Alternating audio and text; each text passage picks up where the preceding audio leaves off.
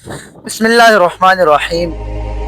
قال الله تعالى وتبارك في القرآن المجيد والفرقان الحميد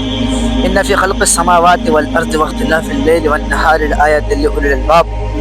اللہ تعالیٰ قرآن میں فرماتے ہیں کہ ان فی خلق السماوات، بے شک زمین اور آسمان کی پیدائش اور دن اور رات کا آنا یہ نشانیاں ہیں عقل والوں کے لیے۔ تو آج یہ جگہ آپ کو جو دکھا رہا ہوں یہ وہ جگہ ہے جس سے ہمیں بہت کچھ سیکھنے کو ملتا ہے، بہت زیادہ سبق ملتا ہے ہمیں اس جگہ سے۔ یہ وہ مقام ہے، یہ وہ جگہ ہے جہاں پہ حضرت نوح علیہ السلام جو ایک جلیل القدر نبی ہے، یہ وہ نبی ہیں جنہوں نے 950 سال صرف دین کی دعوت دی، تبلیغ کیا۔ لیکن اس جگہ کے متعلق یہ عرض کرنا چاہوں گا کہ بہت سے لوگوں سے یہ بات سننے میں آئی ہے،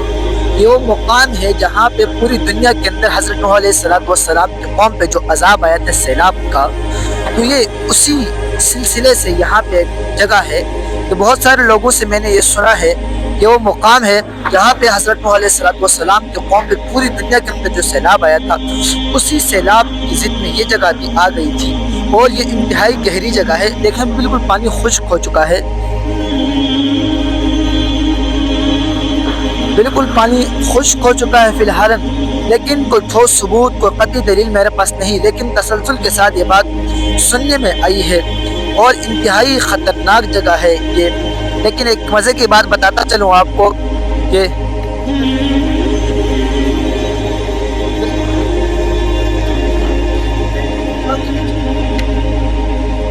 مزے کی بات بتاتا چلوں آپ کو یہ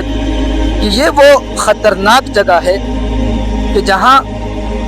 سے 2 بچیاں بیک وقت گری ہیں اس جگہ سے، اور نیچے پتھر آپ کو نظر آ رہے ہیں، لیکن اللہ کی شان اور اللہ کی عظمت کو دیکھیے گا کہ ایک بچی یہاں سے گری ہے سلپ ہو کر، وہ بالکل جاں بحق ہو گئی تھی، اس کا دماغ پھٹ چکا تھا، لیکن ایک 2 سالہ بچی وہ اوپر گھر آپ کو نظر آ رہا ہے، اس میں رہائش پذیر تھی، وہ بچی یہاں سے گری، اور اللہ کی شان کو دیکھیے کہ اس بچے کو ذرا بھی خراش نہیں آئی۔ تو یہ اللہ تعالیٰ فرماتے ہیں کہ زمین اور آسمان، رات کا آنا، یہ ہر چیز اللہ رب العزت فرماتے ہیں کہ یہ نشانیاں ہیں۔ اس چیز سے ہمیں سبق ملتا ہے کہ ہمیں صرف اسباب کو مد نظر نہیں رکھنا ہوگا، بلکہ مسبب الاسباب، جو اسباب پیدا کرنے والا ہے، اس ذات پر ہمیں اعتماد اور بھروسہ کرنا ہوگا۔ اب وہ بچانے پہ آئے تو وہ کیا کچھ کر سکتا ہے، اگر اس نے ذلیل کرنا ہے، کسی کو عزت دینی ہے، تو وہی ذات ہے جو عزت اور ذلت اسی کے ہاتھ میں ہے، کسی لوگوں کے ہاتھ میں نہیں۔ آج ہمارا یہ دماغ اور مائنڈ سیٹ بن چکا ہے کہ بس یہ شخص کرے گا تو یہ ہوگا، یہی کرے گا تو یہ ہوگا، حالانکہ ایسا بالکل نہیں ہے۔ قُلِ اللَّهُمَّ مَالِكَ الْمُلْكِ تُؤْتِي الْمُلْكَ مَن تَشَاءُ وَتُعِزُّ مَن تَشَاءُ وَتُذِلُّ مَن تَشَاءُ بِيَدِكَ الْخَيْرُ إِنَّكَ عَلَىٰ كُلِّ شَيْءٍ قَدِيرٌ۔ عزت اور ذلت اللہ کے ہاتھ میں ہے، کسی اور کے ہاتھ میں نہیں۔ تو یہ دیکھیں کتنی عجیب سی بات ہے کہ اسی جگہ سے ایک چھوٹی سی بچی گری جو جاں بحق ہو گئی، اور ایک اس سے چھوٹی بچی جو اس کھائی میں گری، لیکن اس پہ ایک خراش بھی نہیں آیا۔ یہ اللہ کی شان اور اللہ کی عظمت کو بتاتی ہے۔ اور یہ جگہ جو ہے اس کو جب بھی میں دیکھتا ہوں تو مجھ پہ خوف سا طاری ہوتا ہے،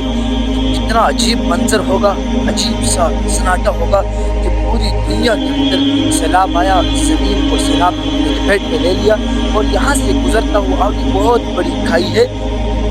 یہ دیکھیں نیچے سے سارا ابھی کھیت بنے ہیں، پھر یہ ساری جو جگہ ہے وہاں تک، یہ ساری وہ دیکھیں کتنی بڑی جگہ ہے، یہ ساری جو جگہ ہے نا یہ سیلاب کی ضد آ چکی تھی۔ تو ہمیں ہر چیز سے سبق حاصل کرنا ہوگا، ہمیں ہر چیز سے سبق حاصل کرنا ہوگا کہ جو بھی کام ہوتا ہے وہ اللہ کی مرضی کے ساتھ ہوتا ہے، اور اس طرح کی جو نشانیاں ہوتی ہیں ہمیں ان نشانیوں کو دیکھ کر اپنے رب العالمین کو منانا ہوگا، یا اللہ ہم پہ ایسے عذاب نازل نہ فرما۔ جب جس جگہ پہ قوم سمود پہ عذاب آیا تھا، جب وہاں سے میرے پیارے آقا صلی اللہ علیہ وسلم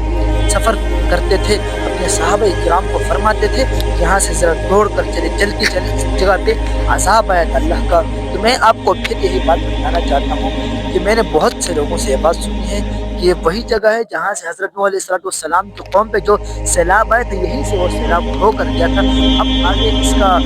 کہاں وہ ہے اس بات میں وہ مجھے نہیں معلوم، تو جہاں پہ علیہ السلام کی کشتی بنائی تھی وہ وہیں پہ ہوگی، لیکن یہاں سے بھی ایک وقت تھا کہ یہ سیلاب گزرتا ہوا گیا تھا۔ تو یہ بات آپ کو بتانے کا مقصد یہ ہے، اس سے ہمیں سبق سیکھنا چاہیے۔ اللہ تعالیٰ ہمیں